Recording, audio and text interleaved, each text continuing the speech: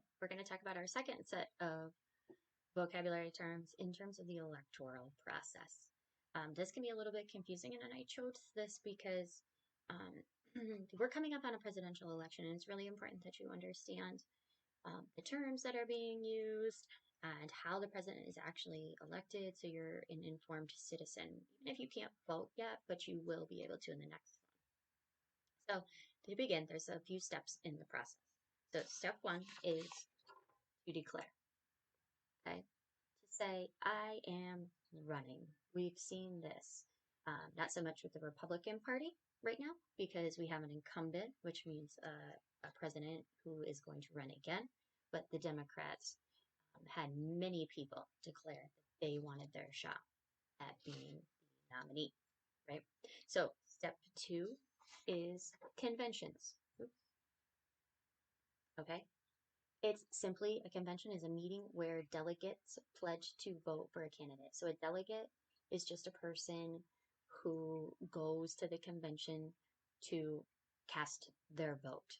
Okay, they kind of do this on behalf of the people. Okay, these are at state level and at the national level.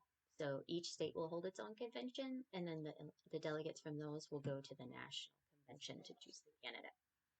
If there is more than one. They will still vote, but as we see right now, it's most likely going to be Joe Biden because Bernie Sanders has dropped out.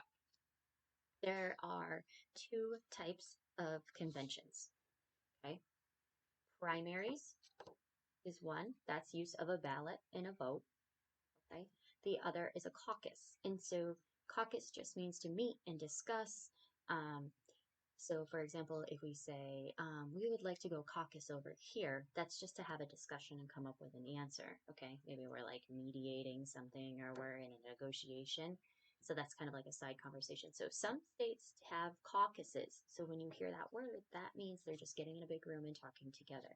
Most of us know this word, primary. We actually have a primary election coming up here in Pennsylvania in a few weeks. The nominee. That's simply the person who is chosen at the convention. And then they're going to become the candidate. Remember the word we just talked about in the last video or the last text. Okay. So once they become the nominee, they'll give their acceptance speech and then actually starts the electoral, the whole process of running. Okay. That's just becoming the candidate for the party. Then starts the campaign. And this is what you're seeing on TV right now. This is how they gather support or try to lessen support for another candidate. Okay, this could be going to rallies, which is going to be really hard right now because of all the COVID-19. So we're going to see this take on different forms. Okay, it could be in the mail. I know I get a lot of flyers and postcards and how they feel I should vote based on how I'm registered. It could be TV. We're seeing a lot of commercials right now. I'm sure you've seen it. This one blames China, and there's independent and lobbyist groups that are also making these. It could be print materials. It could be flyers.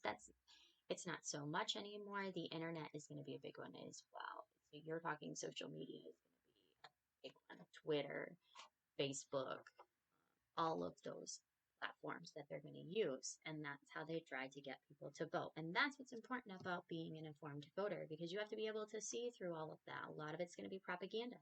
And you have to just focus on that platform and those issues. Okay. Then we have the popular vote. And it's kind of like a contest in school. Who's more popular? It's the same thing. Okay. So it's the first step in a presidential election. That's when we go to the polls and we cast our vote. So they take all, for example, all the people in Pennsylvania, and if Trump wins the majority or Biden wins the majority, then they've won the popular vote. That does not mean that they're automatically president if they win the popular vote in America. It goes to another step. Popular vote is used in a lot of elections, though.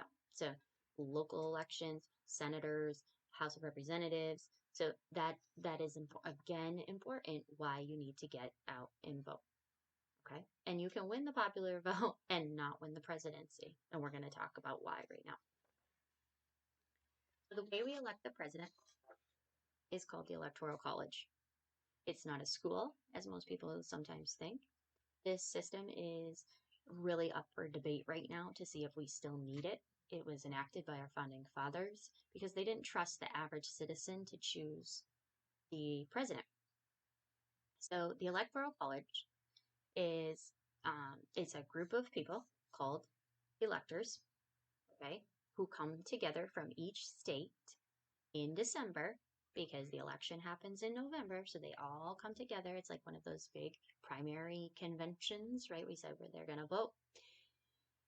And they come and they cast their vote. So when I go to vote in November, I'm essentially trying to inform my electors who I feel we should have as a president.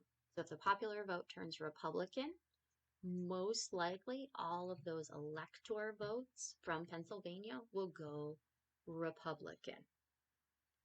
Okay. So it's kind of like a two-step process, but they don't have to go that way. Okay. They generally do, but they don't have to. And you'll see this, these electoral maps that will come up, they're covered in red and blue, and you'll sometimes see states flip or stay true to their colors. Okay, so to win that, you need an absolute majority. Okay, so we have 538 electors. That's the total of people in the House of Representatives and the Senate.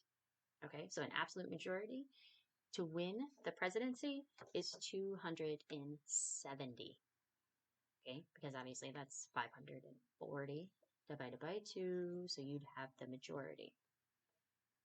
Okay, so we have to think about this. It's hard to see on my paper right here, but PA has 2 senators because every state has 2 senators, and they have 18 representatives. Remember, in the House of Representatives, it's based on population.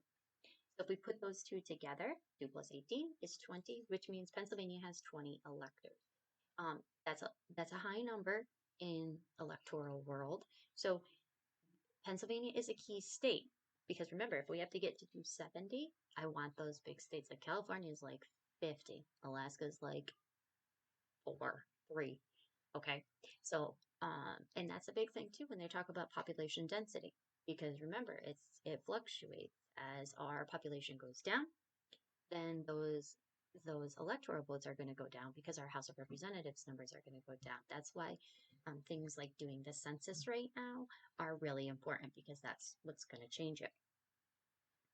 Okay, so when they go to the Electoral College, so you might win the popular vote, but you don't have the electors from the key states to help win the Electoral College. A lot of times the popular vote and Electoral College line up, but sometimes they don't.